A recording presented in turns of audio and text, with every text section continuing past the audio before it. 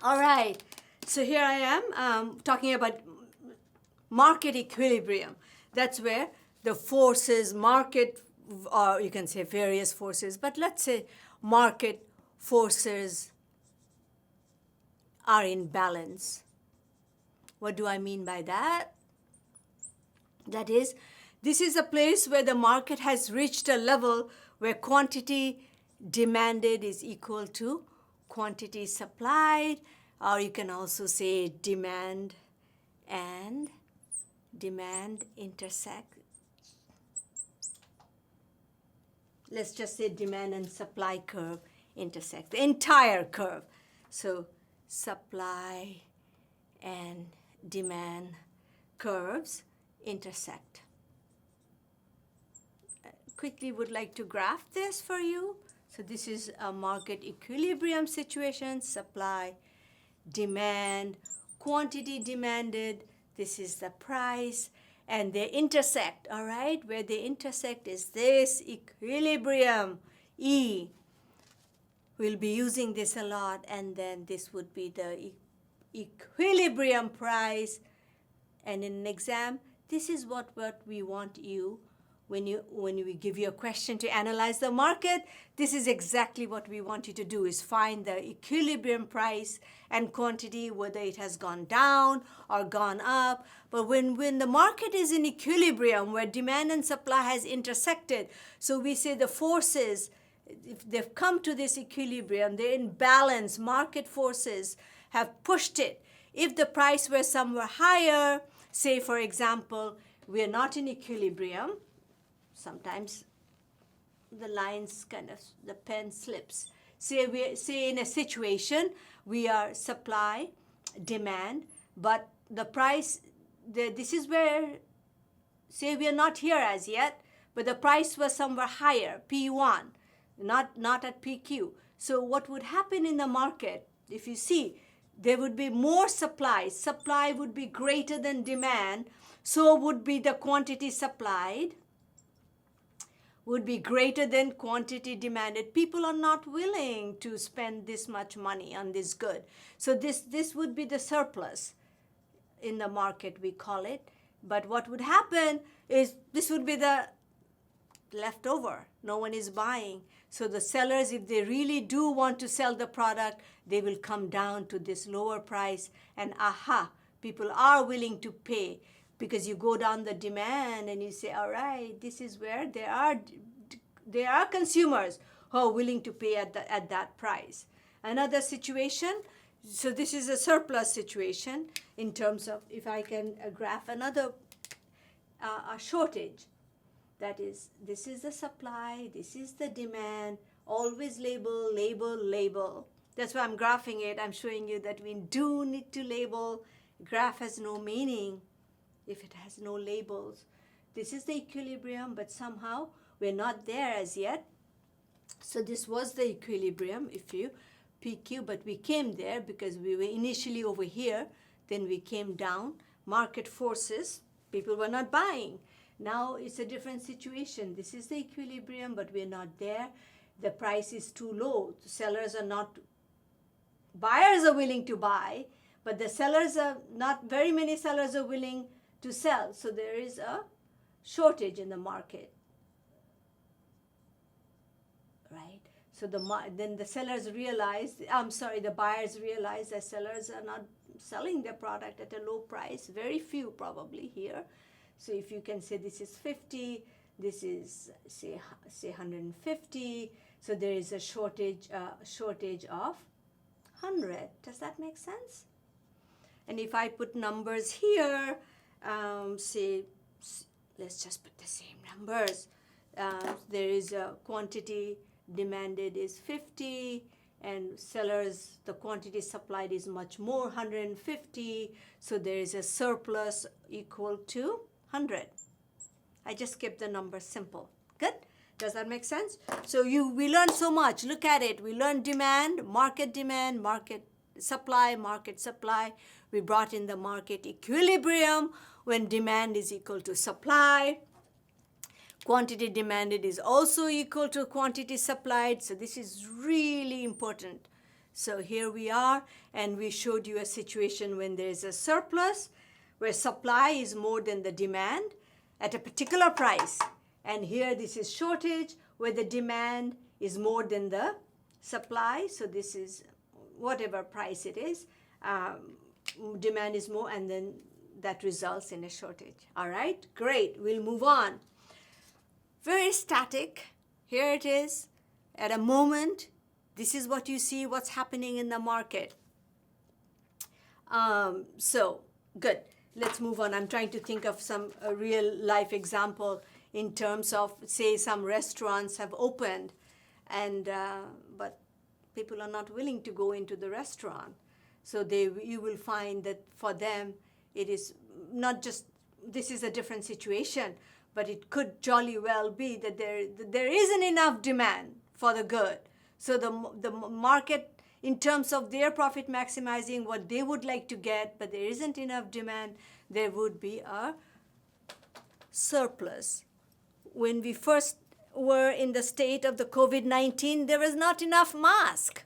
There was a shortage of mask because we didn't anticipate. There was not enough for all the essential workers in hospitals and different institutions, or for anyone to be walking out. There weren't enough masks, if you recall. So there was a huge shortage. What happened to the prices? Do you remember? When there was a shortage, now the prices of masks have gone down. I was looking at prices. It was just incredibly high. And then there was some hoarding in terms of people were holding on. And that also affects the market in terms of how people are, if the sellers are willing to supply at that price or not. But there was definitely a shortage, and that also that drove the price up because they couldn't get that. All right, I'm wondering if I should leave an equilibrium. No, maybe I will use this. So this is a market. Now what I want to show, a very static, we just saw, but now I want to show that there are other factors, okay? Let's work with demand and supply. Here it is. There are factors that actually can shift the supply and shift the demand, all right? So I'm glad we did the shortage, excess supply and shortage is done. Now I want to show that the economy is, dynamic. This is a very static in one time, but we do know that remember the ceteris paribus we had? That everything else is constant. We are holding other factors constant. Now we are saying, wait a minute. In real life, there are other factors that can affect this demand and supply relationship that we have drawn. There are factors, or what we call shifters, that shifts the demand, shifts in the demand.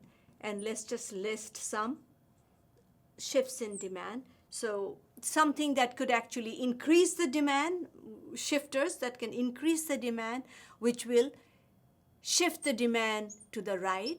Always, always remember, increase in demand is shifting the demand to the right. So all the quantity demanded will increase at every single price. Shifts in demand, or it could be a decrease in demand. And I'll show it graphically. I mean, you will find at every single price, when there's an increase in demand, quantity demanded will increase. And when there's a decrease in demand, at every single price, quantity demanded will decrease at every single price. So increase in demand is a shift to the right, remember. I'm just going to do right so you know. It's a shift. I'm looking at the shift over here. And this is decrease in demand is a shift to the left. And you will find if you shift it to the right at every single, take a price, and you will find it has gone down. I may graph one for you. Or why don't I graph one for you so you know this is price, this is quantity demanded. There is actually a supply always, or else we don't have a market if we don't have demand and supply. And then there is a demand for some reason, which I will tell you very soon. This is the equilibrium. Always we are interested. This is the price and initial situation. And this is the quantity, all right? Now, income has increased. Those are one of the shifters, which I'm going to write in a bit. There's an increase in income, which will shift the demand. Everyone has more income in the economy. So everyone is going to go and buy this good because this particular good is in their preference map. So what we will find that at every single price, if you take different prices, every single price, the quantity demanded has gone up. But importantly, when the demand shifts to the right, you find the equilibrium price and quantity has also increased, has gone. This is number 2. Are you with me, everyone? Yeah? You see that? The equilibrium price and quantity has increased when demand shifts to the right, which is an increase. And if the demand shifted to the left, which is a decrease, you would find the equilibrium quantity and price would also go down. All right. Good. Now to know, given this demand and supply, what are the shifters? What will shift the demand and supply? Let's look at what can shift the demand to the right, what can shift demand to the left. I'll keep 1 here, D1. This is D2, so I can do a decrease. Perhaps not. Let me just write the shifters. I do need the space to write the shifters. So you have to know these shifters. They are income. These are the shifters. There could be more, but most books, text, are going to be, when time changes, we do add shifters. When we see that, this is what's shifting the demand, is income. Make sure you know this really well. Income, price of related goods,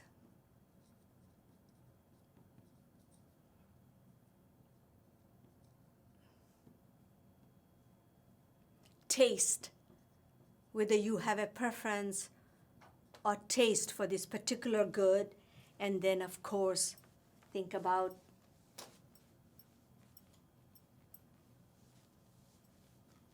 your expectation, price expectation. If you think the price of a good will go up, what will you do now? If you think the price of computers will go up by a lot, you would actually go and buy right now, so the demand increases if you think the price is going to go up. But if you think the price is going to go down in the next 3 months, you're not going to. And especially we have seen that in housing, in cars, for goods, which takes a huge share of our budget and number of buyers. If the number of first-year students increase at the University of Minnesota, what will happen to the demand for cafeteria meals? It'll go up. But if the numbers go down, then the demand will go down. Does that make sense? Please do know all these shifters and how taste and preference and how they affect the demand. So an increase, the first one we did, an increase in income will shift the demand to the right. Remember, it is actually a horizontal shift. Increase in income will shift the demand to the right. A decrease in income will shift the demand to the left. Does that make sense? Yeah? But also, I wanted to qualify that if it is a normal good, and we make a distinction, what is a normal good? Normal good is the one, an increase in demand will lead to an increase in income, will lead to an increase in the demand. Unfortunately, this graph was good, but I'm going to have to erase it. So remember the shifts, increase in demand is a right shift. So let's do a couple of these shifters. And the ManQ has all of those really in the text, but let's just do a few of these here real quick. Increase in demand.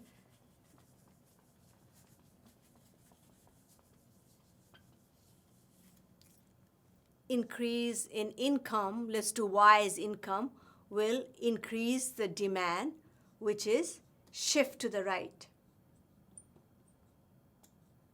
this is good for your notes. I'm not sure I have this. A decrease in Y. So I'm doing income, folks, okay? Decrease in Y will decrease demand. It shifts to left. Does that make sense? At every single price, you will find the quantity has gone down. So the reason is we have more income, and this is in my preference map, this good. I like this good. This good gives me satisfaction. I like this good. So I'm going to buy more of this good. My income has increased, Buyers go and buy cars. When you have a full-time job, you will probably buy a house or a condominium.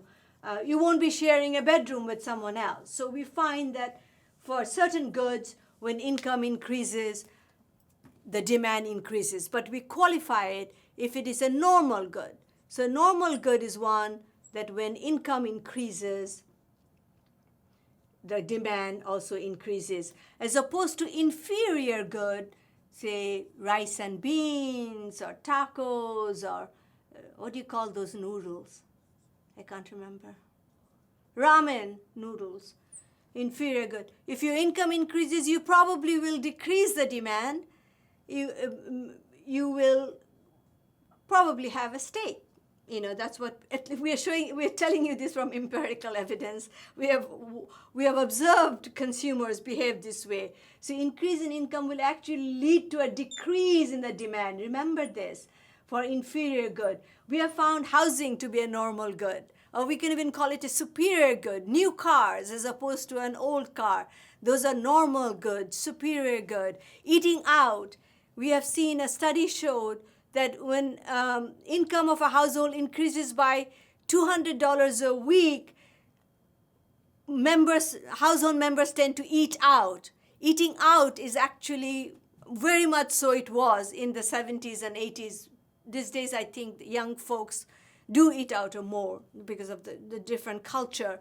But the eating out is, again, a normal good or a superior good. Inferior good is those that you would not buy. So we are defining inferior good according to economic sense, that you will actually decrease your consumption of the good when your income increases. Does that make sense? Yeah? Good. Very good. So this was and I've already showed you what the increase in demand is a shift to the right, decrease in demand. So please do practice this. I'm not graphing all of it, although many of those graphing are in your notes and the book, but I want you to graph every single. Let's do this one a little bit, price of related goods. It depends. So you're in the market and you're making some decisions. You are in the market, there are goods, so you're a smart consumer.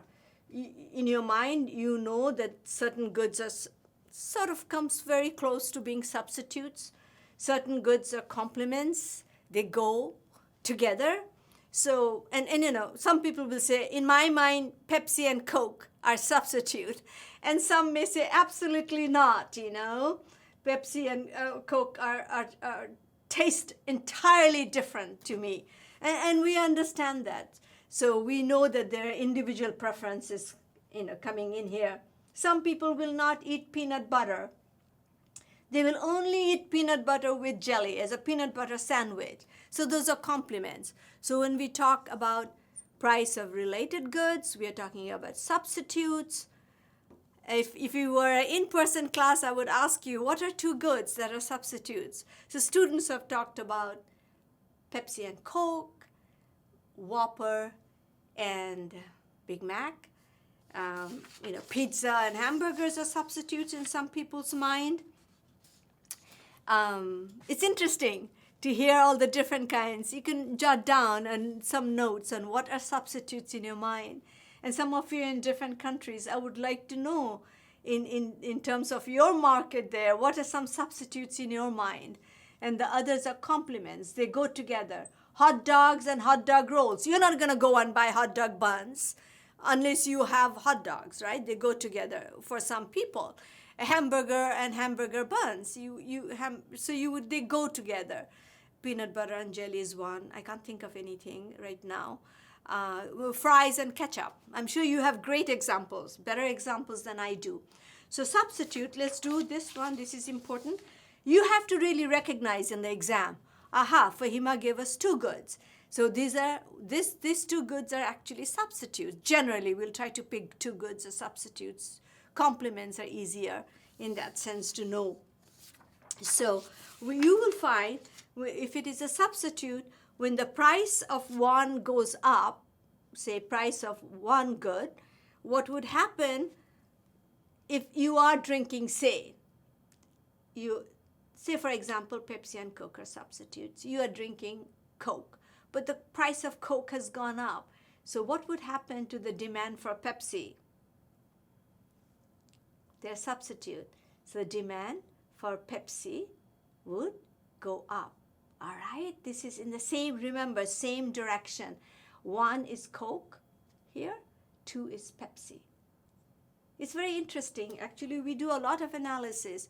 And if it is substitute, if the price goes down, the demand for the substitute would go down. So they move, remember, if the price of one good goes up, the demand for the substitute goes up. They move in the same direction. For complement is actually different. The price of this good, say price of this goes up, and the complement will lead to a decrease in the demand for, when I say two, I mean this is the complement. Okay? So all of a sudden you find the price of peanut butter goes up. You'll say, I'm not buying this peanut butter. It's too expensive. Neither, and you would not even buy jelly, because in your mind, peanut butter and jelly, they go together. Does that make sense? And this is a case of substitute. Good. I'm glad we've done this. Another assumption is taste and preference. If you don't have a taste for this good, if the price of hamburger goes down and I'm a vegetarian, I couldn't care less. That's not going to affect my demand. It will affect the demand for someone who has the hamburger in their preference map. So what we have seen is what affects this. What can change my taste and preference? What affects taste and preference in the market? So usually for young folks, it's what's in fashion, what's the fad, whims, those things what's in fashion can actually increase the demand. Blue jean jacket, the blue, or jeans for that matter, when the demand, I think it's an eternal, the demand will always be high for jeans. But just say, if it is in fashion, say a particular brand, then demand will go up. So taste and preference has to do a lot with what's in fashion, another good example, when Surgeon General, when Surgeon General said beef is not good for your health, it'll cause heart attacks. What happened to the demand for beef? It went down. It really went down. But then they did research. They said, hey, red beef alone is not necessarily will give you a heart attack. It's, if it's a lean red meat, there are other factors that actually can lead to heart attack. And then the people lobbying for the beef, farmers lobbied, and the price of, the demand has gone up because they did studies. So taste and preference can increase the demand or shifts to the right, decrease the demand depending what's in fashion, what the Surgeon General said. All of a sudden somebody said a certain drug was good for COVID-19. You'll hear a lot of COVID-19 example from me because it's so real right now. And the demand for certain goods went up, right? So that can affect. And it may not affect some people's demand. It's not in their preference map, but certainly. Price expectation. If you think that the price will go up, remember in future, when we are talking about price expectation, your demand, price will go up in the future, your demand will go up now. I'm going to capitulate a common mistake. I am looking at the demand in the market right now. And I know the price will go up, so demand will go up. Price will go up in future, demand will go up now. If the price goes down, your expectation, it happens a lot in the future markets. And you and I, we don't trade in the future markets. But people do trade goods. that will be delivered in the future. They do buy right now sometimes. So futures market is really big in agricultural commodities, and so it will affect that way. Good. Demand will go down now. Remember that. Number of buyers, more buyers, as I said. Also, in terms of, we have more coffee drinkers. Now, the demand for more buyers of coffee, the demand for coffee has gone up. Think about, I'm trying to think, college enrollment, as I said, we always find a huge correlation. Another thing I wanted to tell you about taste and preference back here. When we Americans consume more beers than wine, but when people said that red wine is actually good for your health, it lowers cholesterol. Actually, there are certain ingredients in the red wine that can help with the heart disease. Demand for red wine went up, that they didn't even have enough wine in the wine stores, in the shelves. So the import of wine went up. And of course, we have our own wine growers. The number has went up too. Good. So the important thing is, given the shifters, when you are looking at a demand, you are really going up and down the demand, right? Price goes up, quantity demanded is low, price goes down, quantity demanded is high. Got it, everyone? When we are looking at shifters, we are actually looking whether the demand increased or decreased, depending, all the ones that I discussed. But you may want to work this out. Please take a look at this and work out in every single. So if demand, say we were here, okay, income has gone up, say we are P1, Q1, this is what we would like you in the market. We want you to analyze what happens to price and quantity. Now income has gone up, or say taste and preference for this good. It's a fad that you need to go. So the demand goes up. So demand shifts to the right, price goes up. So always you will find that when income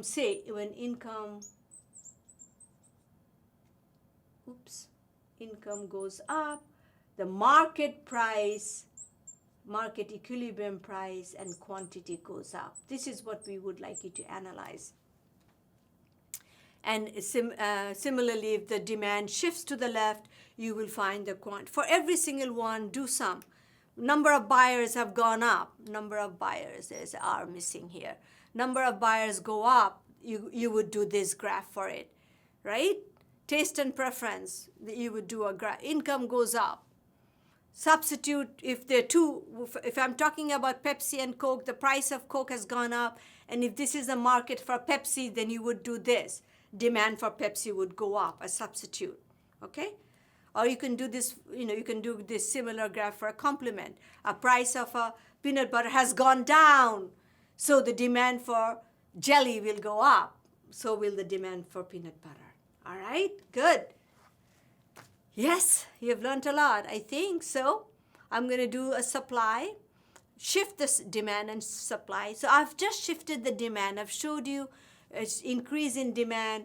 Let's do a decrease in demand so that you know price, quantity, and always have a supply. Make it a habit. When we are doing market, if there is no supply, there is no market.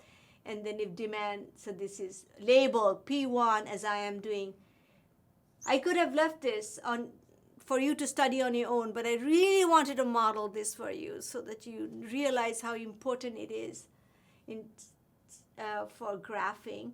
So this is D1, D2. Demand has shifted to the left. It's a horizontal shift. So we have Q1, P1, Q1. Demand has shifted to the left. Quantity has gone down. So has the price. You see that? Good.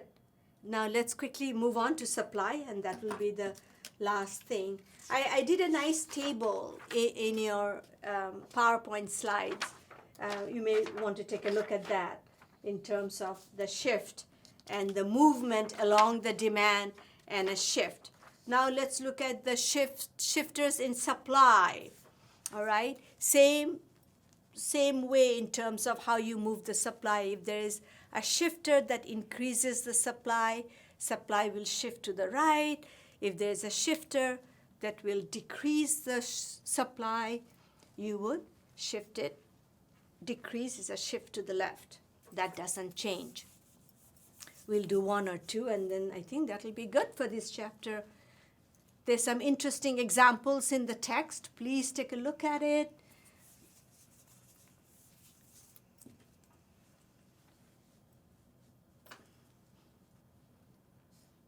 All right. Another thing I will say before you turn on these video lectures, please look at the PowerPoint slides. Then it'll go so much better for you in terms of what I'm doing. So I will be shifting only the supply. I may use this. All right. Shifters in supply now. No longer demand. All right, I'll come back to this. I can use some of these graphs.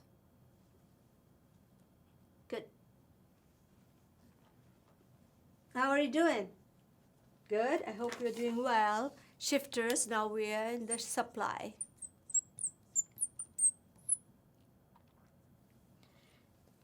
So what, again, shifters, when I say increase, remember increase in supply is a shift to the right. Decrease in supply, the entire supply function, okay? Shift to the left. Very much so the same thing. Let's write down some of the shifters, what they are, so that you know. Shifters are, I'll just work with 3. I don't think we have to work with every single one that we have that's in your notes. But the important one is input price, something that goes into making of this product. Say sugar. Sugar goes into making Coke and Pepsi, quite a bit of sugar. So input price, what would happen to the supply of soft drinks if the price of sugar went up, okay? Or labor. When the labor wages go up, what happens to the supply? Technology. Improvement in technology will actually increase the supply, shift to the left. And number of sellers. There are more sellers in the market, supply will shift to the right. Less sellers in the market, supply will shift to the left. So shifts in supply. Let's see. This is the supply curve. All right. Let's make this a little clean so that you can see better. Let's just do one graph at a time. Yeah, I'll be so happy if you sort of understand this entire concept of shifters, and because the first exam, the first 5 or 6 questions are all about demand and supply shifters. So let's just say the input price. Let's just take one at a time, all right? There are more shifters. I'm just going to work with these 3 because I am really focusing you to the important ones right now. So this is the supply, and we'll always have a demand. Think about it. We'll always have a demand because we are analyzing the concept of a market. So this was the equilibrium price, and this is the quantity. Now what's happening, think about it. Say the input price, we're doing the first shifter.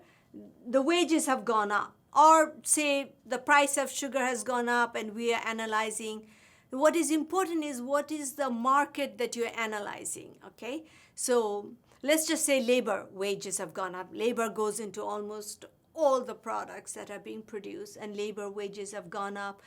Say union bargained for a higher wage. So wages have gone up, okay? So wages have gone up. Remember, I'm looking at the input in terms of what goes in. So wages of workers, the input price has gone up. So what would happen to the supply of a certain good. Say, computer engineers, wages have gone up. You're making computers, so the quantity is computers. You're looking at the market. So this is what's important. I'm analyzing the market for computers. The wages of computer engineers have gone up. It's more expensive, right, to produce computers, to supply computers. So the supply has gone up. The input price, supply would shift to the left. It's a horizontal shift, remember? And then what would happen to the price of computers? So I'm analyzing the market. This is the thing to remember, market for computers. And then the price goes up and the quantity exchange in the market has gone down. With me, everyone? We analyze this. What would happen if the input price went down? Something that goes in to making. Fertilizer goes in to producing corn, say. And corn is, we earn a lot of revenue from corn because we export a lot of corn. Or soybean. Now the price of fertilizers that go into producing corn or soybean goes up. The supply would shift to the left. Does that make sense? Or reverse it. The price goes down, then the supply, it will get cheaper to produce the good. So supply would shift to the right. All right? But what is important is in the question, and I'll do quite a bit of those exam reviews for you, is what is the market you're analyzing? You're really not analyzing the market for wages or input. You're analyzing the market for a good, which is computer. Or if you're analyzing a market for soybean or a certain good, that's what we're looking at. Let's do technology. Again, so technology, let's do different colors. There's an improvement, and we have talked about it. There is an improvement in technology, and we are producing computers. So we're looking at the market for computers, computer market, adhering to our example. So this is quantity, price. This is demand. We just keep that the same. Now there's an improvement in the computers in terms of improvement in, technology to produce computers. So the supply, let's just first label P1, Q1, and then improvement will shift the supply, increase the supply. And then the price goes down. Always we become more efficient if technology has improved. And so we are really looking at what happens in the market. The market price has gone down. The quantity exchanged or the equilibrium quantity has gone up. And this is what in the exam we are asking you to identify. But make sure you realize the market that we are trying to analyze. Great. Increase in sellers, supply will shift to the right. Decrease in sellers, supply will shift to the right. So make sure that you make a distinction of moving along the supply. When the price goes up, price goes down. And the shifters, which actually shifts the supply to the right, shifts the supply to the left. Same thing with this, with the demand. I'm going to see if there's anything. There's some nice examples in the book. Particularly pay attention when both supply and demand shifts.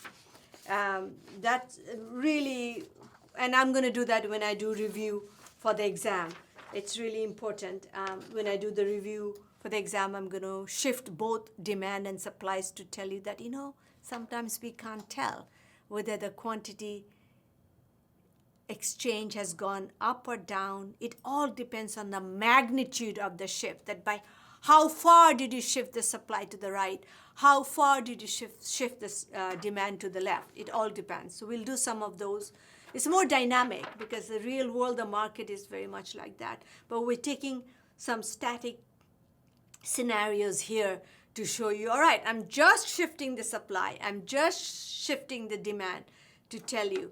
What is important is we're really looking at prices and quantity, but prices are important because prices are a signal of how we are allocating resources. And people who love the market think, you know what, Leave the market alone. Market will reach an equilibrium by its own, by the forces of demand and supply. Market is the best way of allocating resources. So it's a mechanism for rationing resources.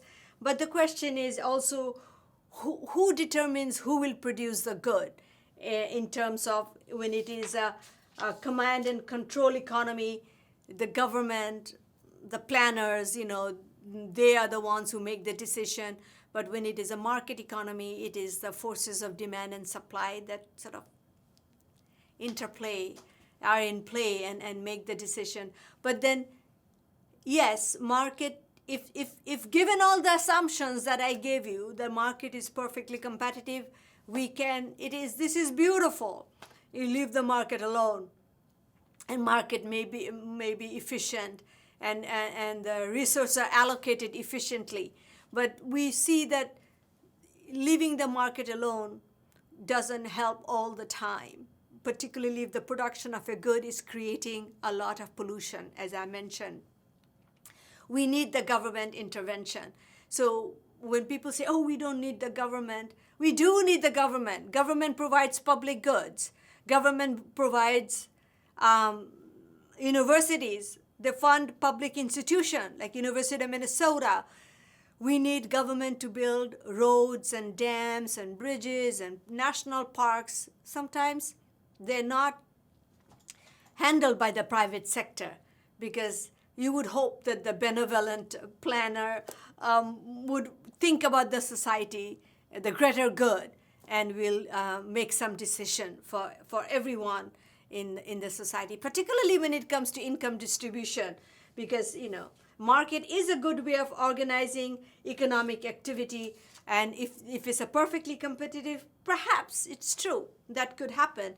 But in reality, not all markets are perfectly competitive.